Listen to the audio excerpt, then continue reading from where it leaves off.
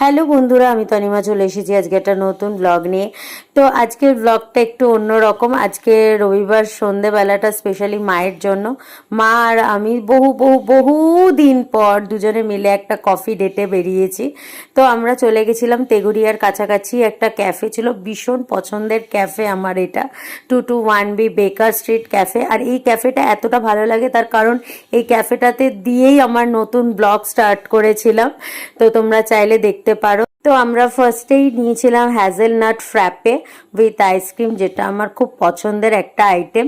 তো সেটাই ফার্স্টে নিয়েছিলাম। তারপরে মায়ের পছন্দের চিকেন সিজলার নিয়েছিলাম। মায়ের অনেক দিনের ইচ্ছা ছিল যে চিকেন সিজলার নেওয়ার, তো সেটাই আমরা ট্রাই করেছিলাম। আর তারপরে লাস্টে নিয়েছিলাম আমাদের ফেভারিট হোয়াইট সস পাস্তা, যেটা অসাধারণ ছিল। এরপর লোভনীয় আইটেমটা নিয়েছিলাম ওয়ালনাট ব্রাউনি উইথ আইসক্রিম। তো চলো, আজকে সন্ধ্যেটা তো ভালোই কাটলো। টাটা।